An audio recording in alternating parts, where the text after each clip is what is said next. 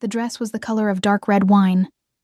Penny had spent 3 weeks sewing every stitch by hand, by candlelight, after the work in the stables was done for the night. It was not a noblewoman's dress. It had no gold embroidery, no imported lace from the Southern Territories, but it had something no purchased dress could ever have. Every stitch was an intention. Every seam was a promise she made to herself that this night would be different. She stopped in front of the polished metal mirror in the room she shared with 3 other women of Ashvale clan, and breathed slowly. Her dark brown eyes looked back at her with a mixture of fear and hope she could no longer tell apart. Her hair was pulled into side braids, with a few loose strands framing her face. Simple, but careful. "You look beautiful," said Bryn, her friend since childhood, sitting on the edge of the bed with her knees pulled to her chest. "He's going to see you, Penny. He has to." "He promised," Penny answered quietly, as if saying it too loud might break the spell. And it was true. Corvin Ashvale, son of the clan elder, had promised. Not with formal words, not before witnesses, but the way men like him promised. With whispers close to her ear, with long glances in the corridor, with a hand resting on her waist during the last full moon gathering. "You're different from the others, Penny. You'll see." She believed him. Perhaps because she needed to believe. Perhaps because being the blacksmith's daughter with no mother, no dowry, and no standing in the clan hierarchy made every gesture of attention feel like a promise of something more. Or perhaps because Corvin knew exactly what to say to make her believe it. The great hall of Castle Veth was the place where the wolf world showed its true face. Beauty and cruelty in equal measure. The dark stone walls rose to a vaulted ceiling where resin torches burned in iron brackets, casting a trembling orange light over everything below. Banners of the 6-packs of the territory hung from the beams. Red and gray of the Ashvale, black and silver of the Veth, deep green of the Cauldron, and 3 others in colors Penny barely recognized because she had never attended an event of this kind before. The gathering of clans happened once a year. It was the moment when alliances were sealed, agreements were made, and young wolves were presented as candidates for formal bonds. For many women in that hall, this night meant the future. For Penny, it meant a promise kept or broken. She entered through the side corridor. Women of her standing did not use the main entrance. The scent of the hall wrapped around her immediately. Wine spilled across oak tables, candle wax, the leather of armor worn by guards posted along the walls, roasted meat seasoned with herbs she could not name, and the unmistakable scent of wolves in positions of power. A combination of earth, amber, and something that bit at the air like electricity before a storm. Bryn appeared at her side within moments, emerging from the crowd with 2 cups of wine. "He's over there," she murmured, tilting her head discreetly toward the left side of the hall. Penny did not need to search. Her eyes found Corvin with the ease of someone who had spent months watching that man's every movement. He stood among a group of young Ashvale men, well-dressed, dark hair swept back, smiling at someone Penny could not quite see through the distance. She took a step toward him. And then she saw. Corvin's hand was resting on another woman's waist. Penny stopped. The woman was Serena Coldmere, daughter of the chief counselor of Veth clan. Tall, blonde, wearing a blue silk dress that cost more than Penny would earn in an entire year. The kind of woman born to occupy spaces like this one, while women like Penny were born to sew wine-colored dresses by candlelight and dream of hands that would never belong to them. Maybe it is just courtesy, Penny thought. Maybe he is simply being polite. She kept walking. That was when Corvin saw her. For 1 second, only one, there was something in his expression she could not interpret. Then he turned completely toward Serena, said something in a low voice that drew a laugh from the blonde woman, and when he looked back at Penny, there was only distance in his eyes. "Penny," he said, as if she were a casual acquaintance. "I did not know you would be here." The wine cup grew heavy in her hand.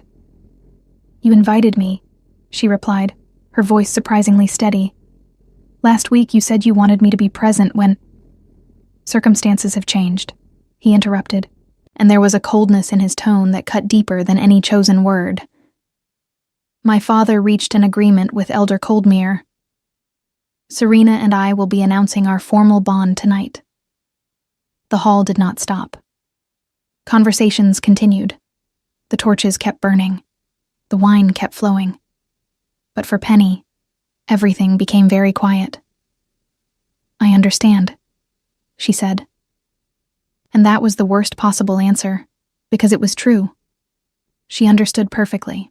She understood that she had been a distraction, a pastime, a disposable promise made to a disposable woman. She understood that wine-colored dresses sewn by candlelight could not compete with blue silk gowns and counselor surnames.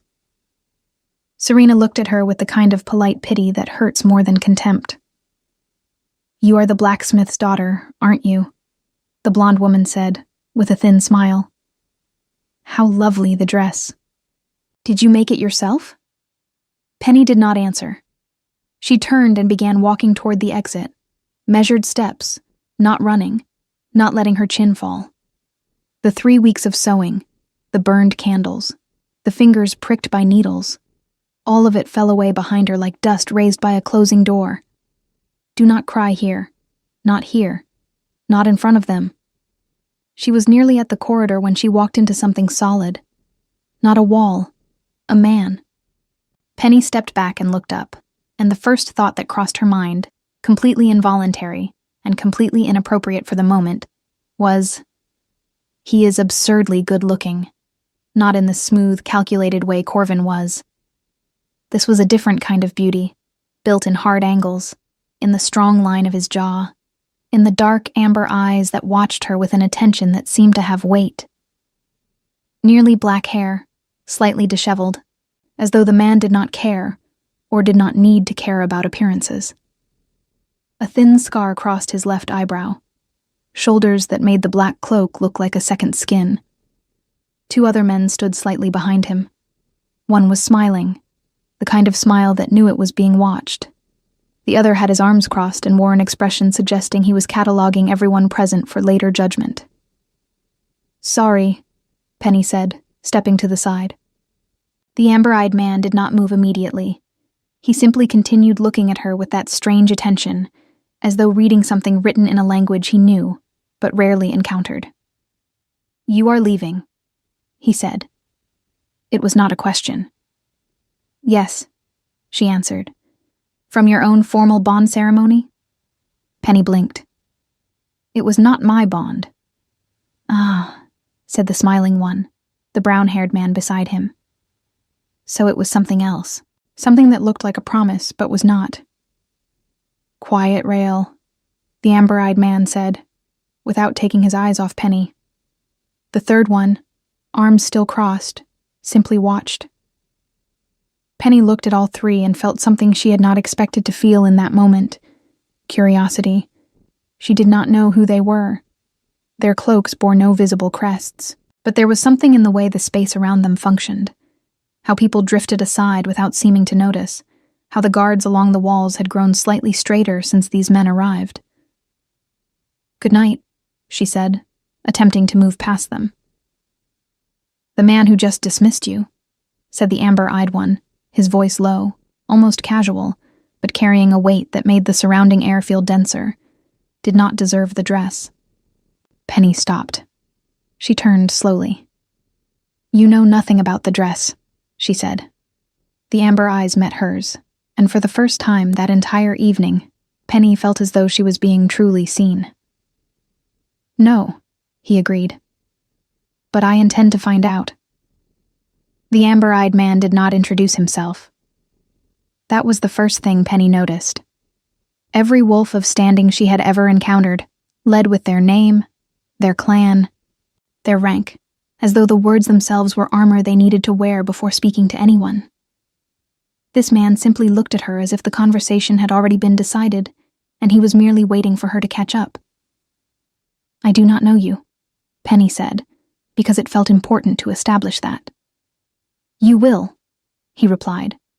Rael, the smiling one, let out a low sound that was almost a laugh. The third man, tall, dark-skinned, with close-cropped hair, and the stillness of someone who had learned long ago that silence was its own kind of power.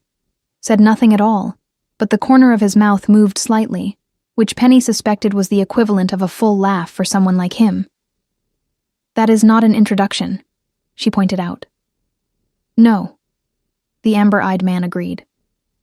"It is not." He still did not offer one. Penny looked at him for a moment longer, then made a decision. She was humiliated, her chest felt hollow, and she was wearing a dress she had sewn herself to impress a man who had just announced his bond with someone else in front of half the territory. She did not have the patience for games, regardless of how broad this particular man's shoulders were. "Enjoy the gathering," she said, and walked past him into the corridor. The cool air of the stone hallway was immediate relief. The sounds of the hall dulled behind her, the music and voices becoming a low murmur, and Penny pressed her back against the wall and closed her eyes for exactly 3 seconds. That was all she allowed herself. Then she heard footsteps. She opened her eyes. Rael was leaning against the opposite wall, arms folded, still wearing that smile that seemed permanently attached to his face. He was handsome in an uncomplicated way, the kind of man who knew it and had long since made peace with the advantages it provided. "He does not usually follow people," Rael said conversationally. "He did not follow me," Penny replied. "You did." "Fair point." He tilted his head. "You are not afraid of him." "I do not know who he is." "That is usually what makes people more afraid, not less." Penny studied the man in front of her. "Who are you?" "Rael Voss." He gave a small, theatrical bow. "Beta of the Northern Pack at your service. The quiet one is Caden. He does not talk much, but do not let that fool you. He has opinions about everything, and will share exactly none of them." "And the other one?" Rael's smile did not change, but something behind it did. "You really do not know." "I just said I did not." He looked at her with what seemed like genuine interest. "Darius. His name is Darius." The name landed with no particular ceremony, but something in the way Rael said it, the slight shift in his posture, the almost imperceptible care in his tone, told Penny that the name was supposed to mean something. She sorted through everything she knew about the Northern Territories, the packs beyond the Ashvale borders, the names that appeared in the Elders' Council reports that she sometimes overheard while working near the main hall. Then it connected. Darius Veth. Not just any wolf, not just a pack alpha. The Alpha King. The one who held dominion over all 6 clans in the territory. The one whose word could dissolve alliances or build them. The one whose name the Ashvale elders spoke with a particular careful weight, the way you speak about weather that could turn. Penny looked back toward the hall entrance where the man was now standing in the threshold, watching her with those amber eyes, completely unbothered by the fact that she had walked away from him in the middle of a sentence. "Oh," she said. "Yes," Rael confirmed pleasantly. "Oh," she straightened. "That changes nothing about what I said." Rael blinked. Then he laughed, a real one this time, surprised out of him. "I am going to enjoy this gathering considerably more than I expected." Penny was still looking at Darius. He had not moved from the threshold. The torchlight from the hall behind him outlined his frame in amber and shadow, and she was struck again by that involuntary thought she'd had before. The one about how unreasonably good-looking he was. And she was annoyed at herself for thinking it, because it was entirely unhelpful given the circumstances. Then Corvin appeared. He came through the hall entrance with Serena at his side and several Ashvale men behind him, the way young wolves of middling status traveled in groups to inflate their sense of importance. He was laughing at something, relaxed, already moving on from the conversation that had hollowed Penny out 20 minutes ago. He saw her in the corridor and his expression flickered. Then he saw who was standing near her, and the flicker became something harder to read. Darius had turned slightly toward the corridor when Corvin emerged. It was not a dramatic movement. He did not reach for a weapon or raise his voice. He simply turned, and the quality of his stillness changed, the way a predator's stillness changes when something enters its peripheral vision. Corvin stopped walking.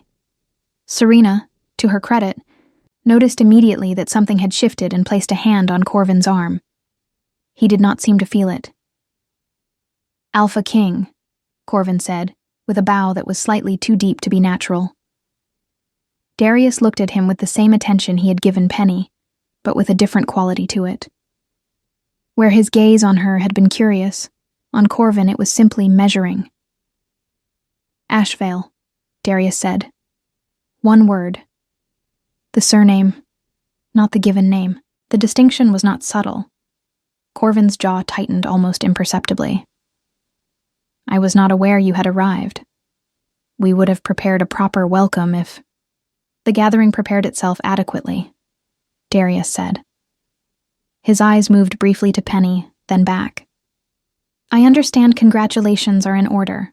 A formal bond announcement." "Yes."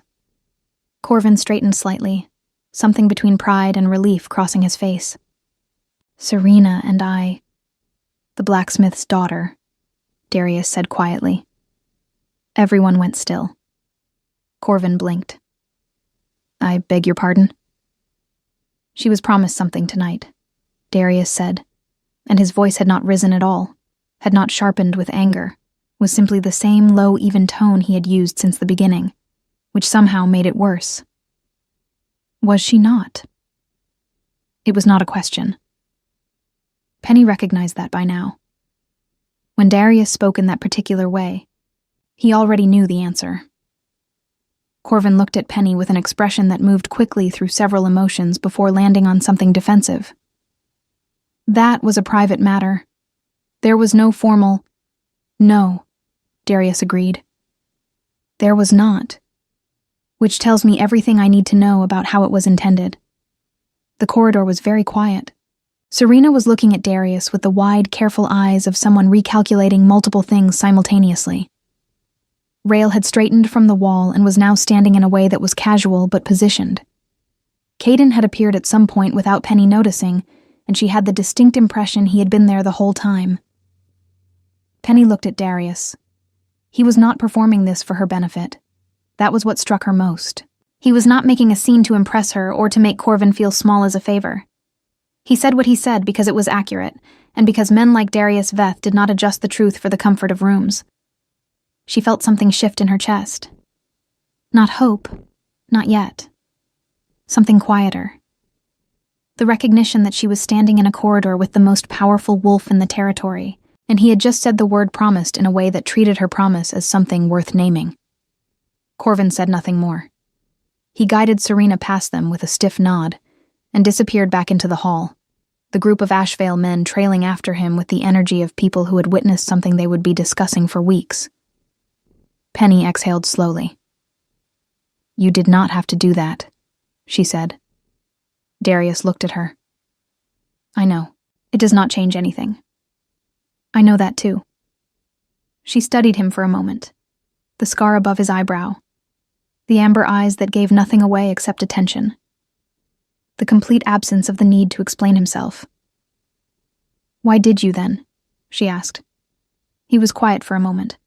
Then, "Because the dress deserved better than what happened to it tonight." Penny felt something in her throat tighten unexpectedly. She looked away before it became visible. "Come back inside," he said. Not a command, not quite an invitation either. Something in between that left the choice entirely with her.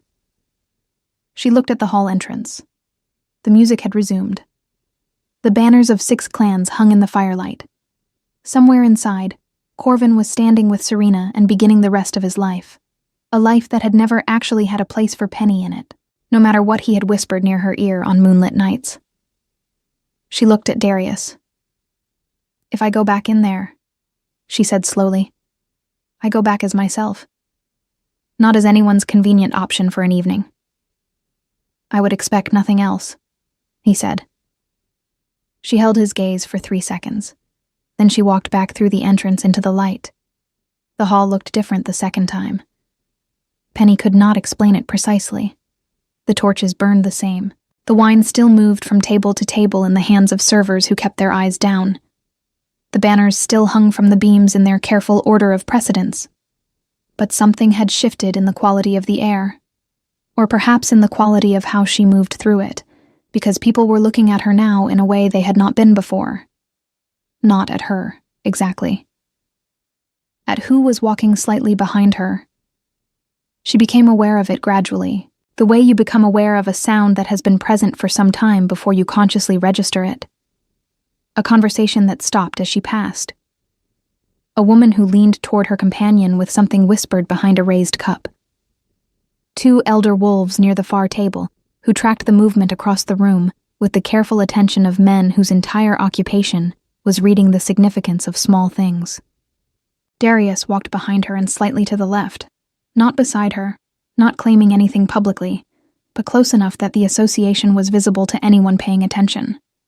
And everyone in that hall was paying attention, because the Alpha King had arrived, and the Alpha King did not typically trail anyone through rooms. Rael appeared at her right, with the easy comfort of someone who treated social navigation as a form of entertainment.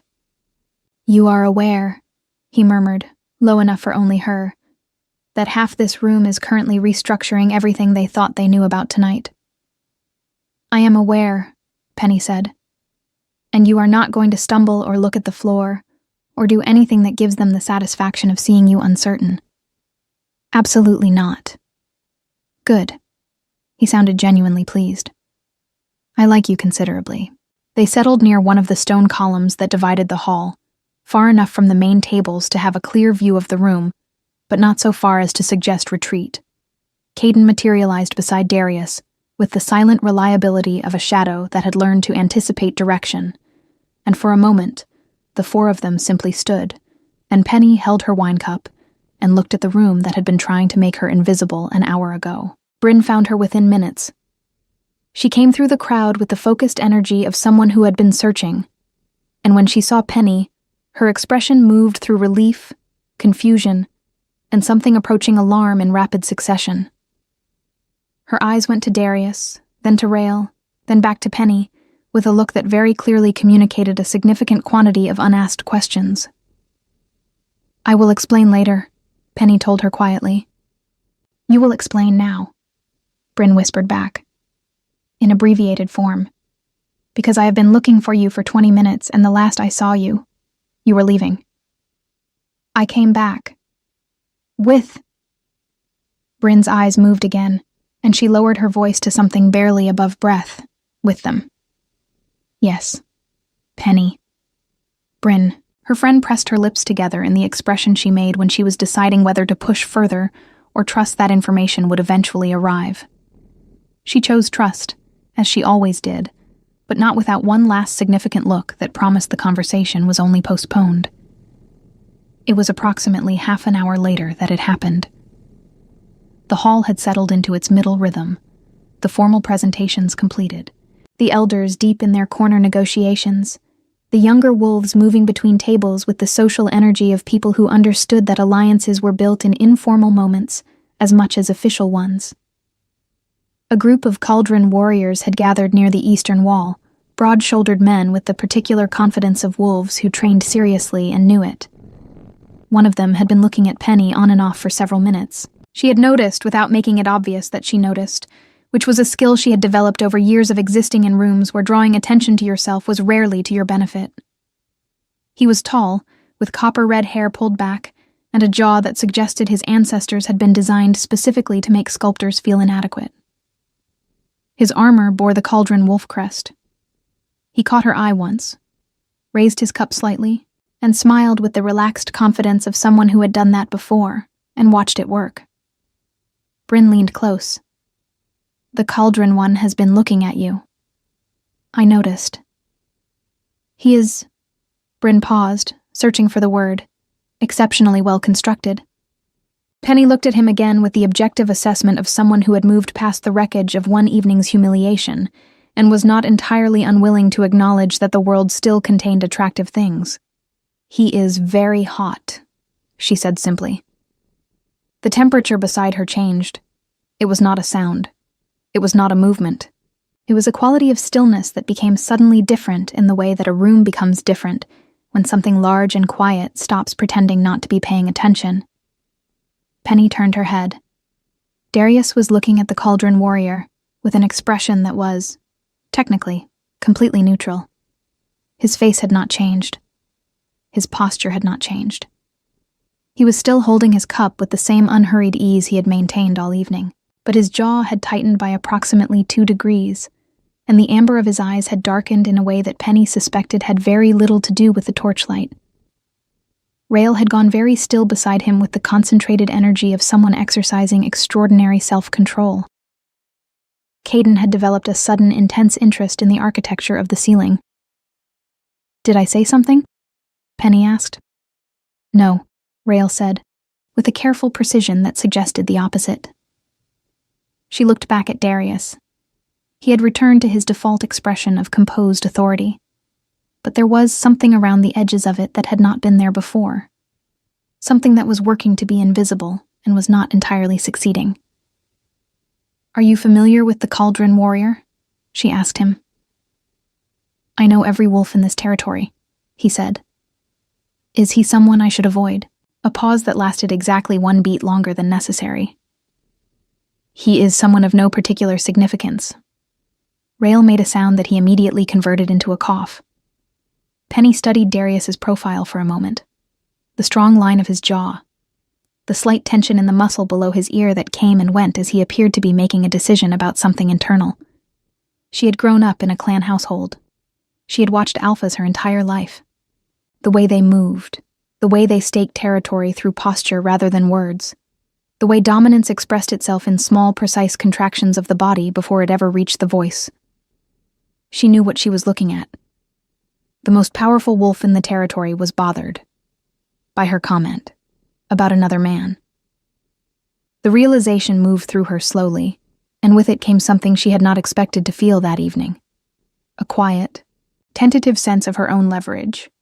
Not cruelty, not a desire to wound, but the particular awareness that she had said one ordinary sentence, and it had cracked something open in a man who gave every impression of being made entirely of controlled surfaces. The Cauldron Warrior began moving in their direction. He had the easy, unhurried walk of someone who had assessed the situation and liked his odds. When he reached them, he was looking primarily at Penny, with the polite acknowledgement of the others that protocol required.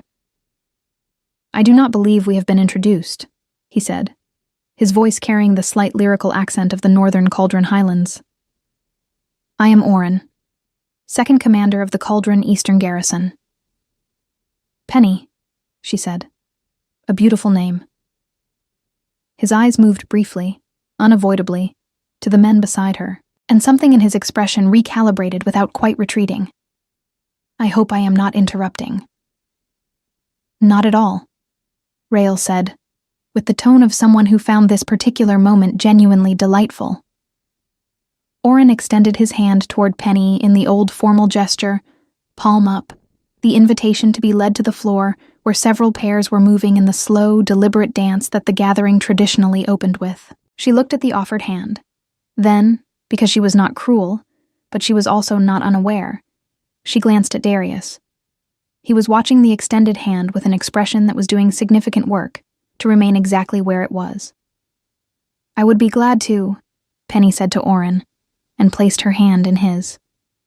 The muscle beneath Darius's ear contracted once, sharply, and then his face settled back into composed authority with the finality of a door being closed from the inside. But his eyes followed her to the floor. And they did not leave. Oren was a good dancer. Penny noticed this with the detached appreciation of someone whose mind was partially elsewhere. He moved with the measured confidence of a soldier who had learned formal dance the same way he had learned combat. As a discipline, something to be mastered rather than felt. His hand at her waist was respectful. His steps were precise. He smiled at her with the uncomplicated interest of a man who saw something he wanted and had not yet encountered a reason to doubt his chances. "You are not from the noble houses," he said, not unkindly. "No," Penny confirmed. "Ashvale clan?" "By residence, not by blood." He nodded slowly, processing this with the careful attention of someone recalibrating social coordinates. "And the men you were standing with?" "Acquaintances," she said, Oren's expression suggested he found that particular word choice interesting. The Alpha King does not typically make acquaintances at gatherings. He receives delegations. He hears petitions. He does not, he paused, stand beside women near columns and watch the room. Perhaps he was simply standing near the column. He has not looked away from you since you stepped onto the floor. Penny kept her expression neutral. You are very observant for someone who was supposedly focused on asking me to dance. Oren smiled, and it was a genuine smile this time, less performed than the earlier one. I am a second commander. Observation is not optional. They completed the turn, and Penny caught a glimpse of where she had been standing. Rael was saying something to Caden with animated gestures that Caden was ignoring with practiced expertise. Darius stood exactly where she had left him, cup in hand, amber eyes tracking her movement across the floor, with an attention he was no longer making significant effort to conceal. When her eyes met his, he did not look away. She did, eventually, because she was the one who looked away first, and she was not entirely sure what that meant, but she suspected it meant something. He is going to be a problem for me, isn't he? Oren said. I genuinely do not know, Penny answered, which was honest. The Cauldron Warrior looked at her with something that had moved past flirtation into something more like respect. You are unusual. I have been told.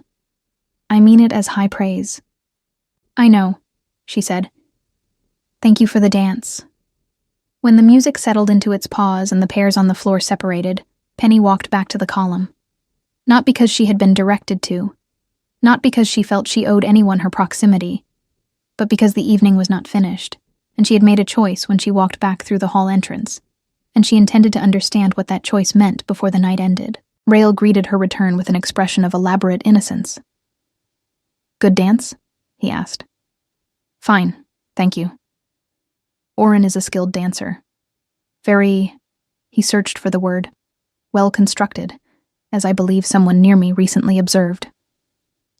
Rael, Darius said. I am simply making conversation. Find another subject. The silence that followed was comfortable for everyone except the part of it that sat between Penny and Darius, which was a different kind of silence entirely. She looked at him. He was looking at the middle distance with the focused expression of a man thinking about something he had decided not to say. She decided to say it for him. It bothered you, she said quietly, pitched for him alone.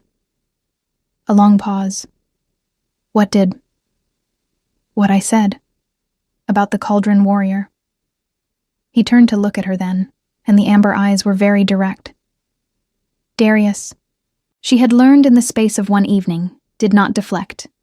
He simply chose what to confirm and what to leave in silence. Yes, he said. One word. Unelaborated. Offered without apparent embarrassment or the need to qualify it. Penny looked at him carefully. We met 2 hours ago. I am aware. You do not know me. I know, he said, that you spent 3 weeks on that dress.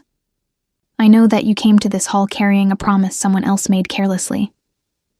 I know that when it was broken in front of witnesses, you did not make a scene. You did not plead. And you did not let them see you break. He paused. I know that when I told you the dress deserved better, you looked away so I would not see that it affected you. Another pause. I noticed things, Penny. Her name in his mouth was the first time he had used it.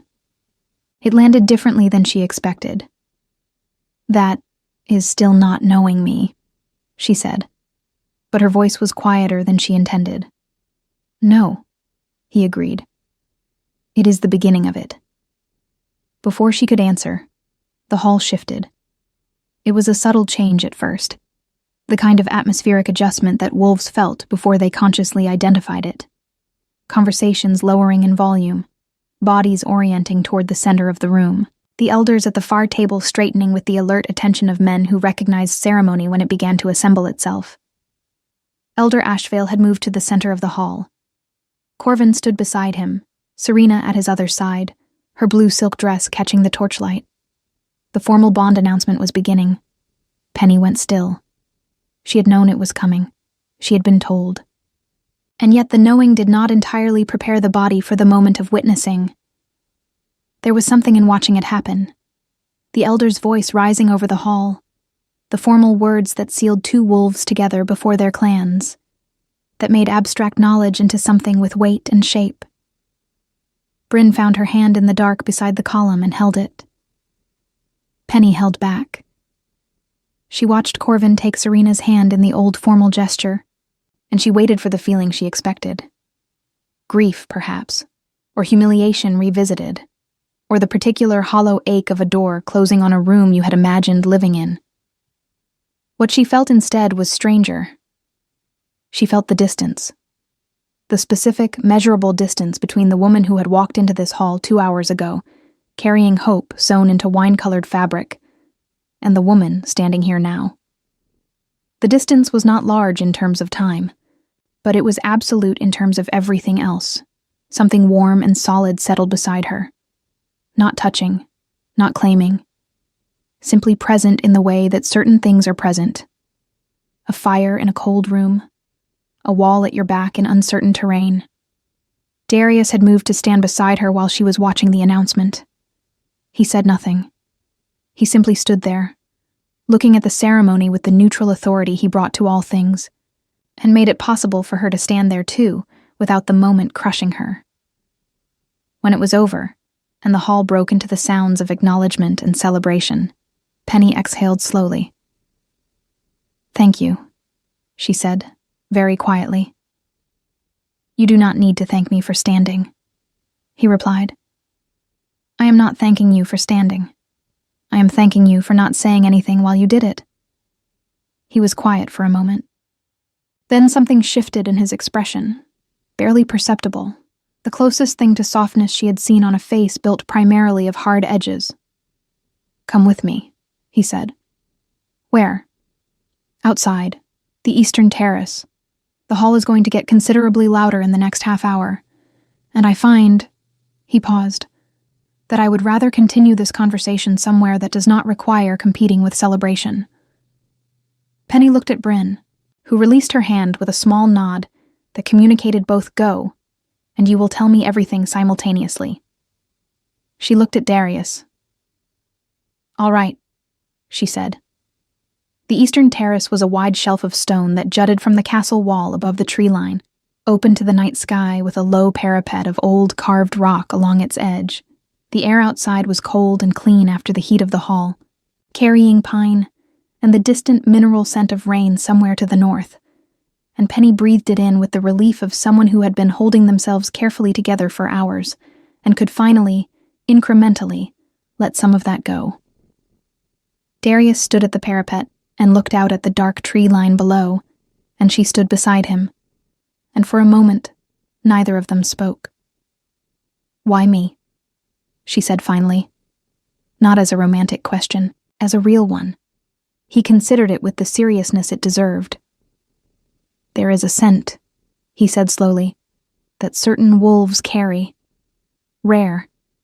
It is not something taught or performed. It is lineage. Old blood." He paused. "Yours is one I have encountered only twice before in my life, and both times it belonged to wolves who shaped the history of this territory." Penny turned to look at him. "I am the blacksmith's daughter." "You are," he said. "And you are also something else.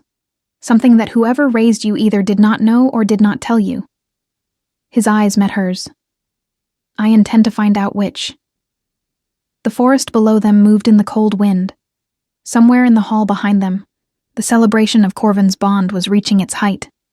Out here, there was only the wind and the stone, and the amber-eyed king standing beside her like something that had been waiting in the edges of the evening for exactly this moment. Penny looked at him, and felt the ground shift slightly beneath the life she thought she had. "You should know," she said carefully, "that I do not trust easily." "I know," Darius said. "I am not asking for trust tonight." "What are you asking for?" He looked at her with those dark amber eyes, and for the first time all evening, she saw something in them that was not authority, not composure, not the careful armor of a man accustomed to being the most powerful presence in any room. She saw something that looked unmistakably like wanting. "Tomorrow," he said. "I am asking for tomorrow." Tomorrow came with gray light and frost on the stone windowsills. Penny was already awake when it arrived. She had not slept much, which she expected. But the sleeplessness had not been the hollow, aching kind she had anticipated when she first walked into the gathering. It had been the restless kind, the kind that comes from a mind working through something it has not yet fully categorized. Bryn was asleep across the room, her breathing slow and even. Penny dressed quietly in her ordinary clothes, the wine-colored dress folded with careful hands and placed at the bottom of her traveling bundle, and went to find out what tomorrow actually meant. He was already on the eastern terrace. She had half expected this, and half not. He stood at the same parapet where they had spoken the night before, a cup of something hot steaming in his hand, looking at the forest below, with the expression of a man who had also been awake for most of the night, and was considerably more composed about it than the situation perhaps warranted. The dawn light was doing something unreasonable to the angles of his face, and Penny noted this with the private resignation of someone who had accepted that this particular problem was not going away. "You are punctual," he said without turning. "You knew I was here before I reached the terrace," she replied. "Your scent precedes you by approximately 40 feet. A pause. "I have been aware of it since yesterday evening. It is," he chose the word carefully, "distinctive. You mentioned something about lineage last night." "I did." She came to stand beside him at the parapet. The forest below was still dark in the low places, mist sitting in the hollows between the trees. "Tell me what you know." Darius turned to look at her then, and the amber eyes were very clear in the morning light. "What I know with certainty, and what I suspect, are two different things. I will not give you suspicion as though it were fact." "Then tell me what you know with certainty." He was quiet for a moment, the way he was quiet when he was choosing precision over speed. "The scent you carry belongs to a bloodline that predates the 6 clans. Before the territory was divided, before the gathering existed, before the current hierarchy was established, there were founding wolves. 7 lines. Most dissolved over generations, absorbed into the clans. The blood thinned until the markers disappeared entirely." He looked at her steadily. 2 of those lines did not dissolve. They went quiet, which is different. Penny looked at him. "You think I am from one of those lines. I do not think it. I recognized it." The mist moved below them in the slow, unhurried way of things that have no reason to rush. "My father was a blacksmith," she said. "His father was a blacksmith. My mother left when I was 3 years old and no one spoke about her after that." Something shifted in Darius's expression. Not surprise, exactly. The settling of a piece into a shape he had already partially constructed. "Your mother," he said carefully. "I do not know who she was. I do not know where she went. My father would not discuss it, and I learned young that asking cost more than it returned." "Her name," Darius said. "Do you know her name?" "Senna," Penny said. "That is all I have." The word landed and Darius went very still, in the particular way he went still when something significant had occurred, and he was deciding how to handle it. Penny watched the stillness and waited.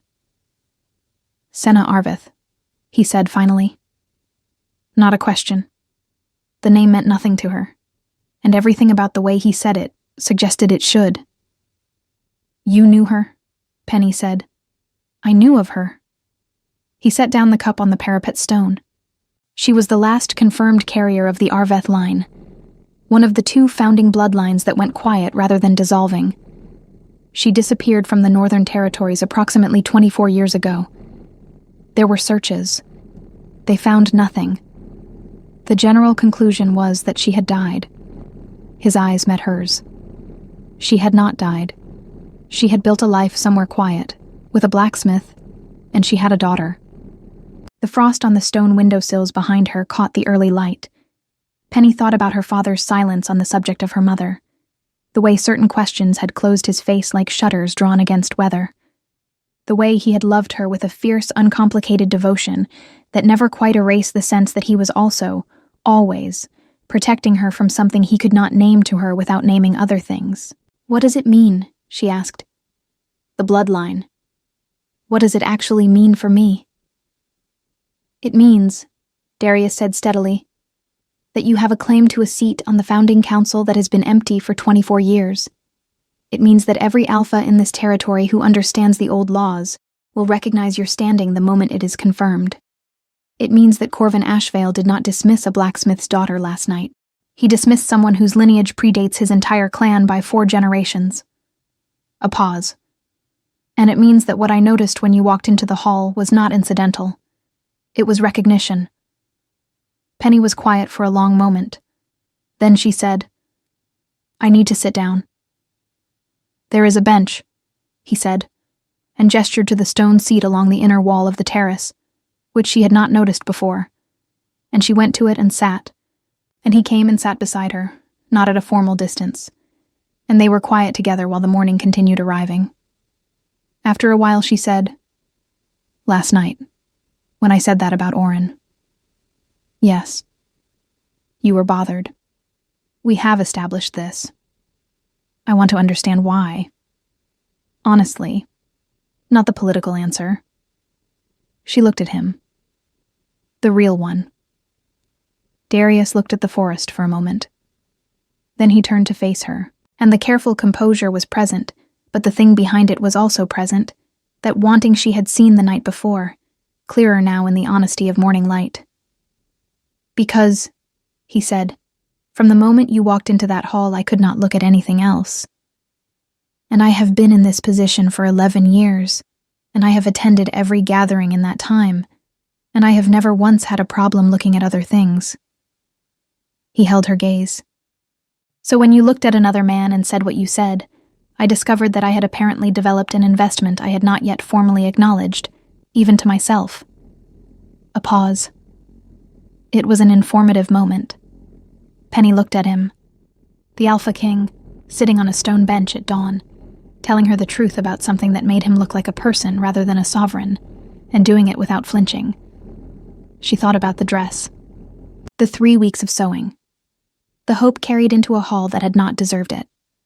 She thought about a mother named Senna, who had gone quiet rather than disappearing, who had chosen a blacksmith and a small life, and who had perhaps been protecting something she knew her daughter would eventually need to find for herself. She thought about tomorrow, and what it was allowed to mean. "I am not easy," she told him. "I do not trust in a straight line. I will question things and push back on things, and I will not be managed." "I am not interested in managing you," Darius said. "I am interested in you. The distinction matters." "It does," she agreed. She looked at him for a long moment, at the scar above his eyebrow, and the amber eyes and the jaw that held tension it had been holding all night, and she made a decision that felt less like a leap and more like the last step of a walk she had already been taking. "Then here is what happens," she said.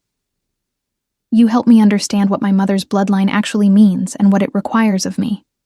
I will not be handed a destiny. I will understand it and choose it. And whatever this is," she gestured briefly between them, "it moves at a pace I am comfortable with." "Agreed," he said, without hesitation. "And you do not do that thing again where you speak about other men as though they are of no particular significance, simply because you do not want me to find them interesting." The corner of his mouth moved.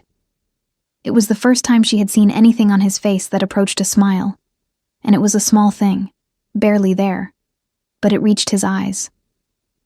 "I will endeavor," he said, "to manage my reactions with more dignity. That is all I ask." Bryn found them on the terrace an hour later, arriving with 2 cups of morning tea, and the expression of someone who had woken up, processed the events of the previous evening, and arrived at a significant number of conclusions that she was visibly restraining herself from delivering all at once. She stopped when she saw Darius, looked at Penny, looked back at Darius, and then sat down on the other end of the bench with the composure of a woman deciding to simply accept the shape of the world as she found it. Tea, she said, handing one cup to Penny. Thank you, Penny said. Bryn looked at Darius. I have known her since we were children. She is the most stubborn person in any room she occupies. I have gathered this, Darius said. Good. Bryn wrapped both hands around her cup. Then you know what you are working with. Rael and Caden emerged onto the terrace shortly after, Rael with the bright energy of someone who had slept well and found the morning full of promise, Caden with the steady quiet of someone who had also slept well, but felt no need to advertise it. They took in the scene with the efficiency of men accustomed to reading situations quickly. Rael looked at Penny, looked at Darius, looked at the small distance between them on the bench that was smaller than it had been at any point the previous evening. Good morning, he said, with a warmth that meant several things at once. In the days that followed, the gathering wound through its final ceremonies with Penny present in a way she had not been present the night she arrived. The confirmation of her lineage required the testimony of 2 elder wolves who had known the Arveth name, the formal acknowledgement of the founding council seat, and a gathering of the 6 clan elders before whom Darius stood and named what he had recognized, clearly and without qualification, before witnesses who would carry the record. Corvin Ashvale was among those witnesses.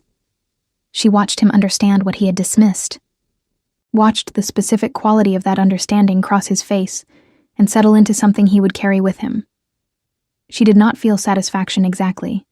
She felt the clean, quiet finality of a door closing properly, latched from the inside, nothing left ajar. The wine-colored dress was worn one more time, on the final night of the gathering, when the founding council seat was formally recognized, and Penny stood in the great hall of Castle Veth, not as a blacksmith's daughter who had entered through the side corridor, but as herself, fully, for the first time. Bryn was in the front of the gathered crowd. Her eyes were bright. Darius stood where he was supposed to stand, at the head of the hall, in his capacity as Alpha King, but his eyes found hers across the room, with the same attention they had held since the beginning, steady and unhurried and entirely certain. She thought about what he had said on the terrace that first morning. I am not asking for trust tonight. I am asking for tomorrow. He had asked for tomorrow, and tomorrow had come, and then the day after that, and each one had proven itself worth the asking. The council seat was old, and it was hers, and she would learn what it meant, and choose how to carry it, on her own terms, at her own pace. The founding bloodline that her mother had carried quietly into a small life had not been lost. It had been waiting, in the hands of a woman who sewed wine-colored dresses by candlelight and walked into difficult rooms without letting her chin fall. Some things go quiet, Penny understood now. Not because they are finished, but because they are waiting for the right moment to be recognized. And hers had come.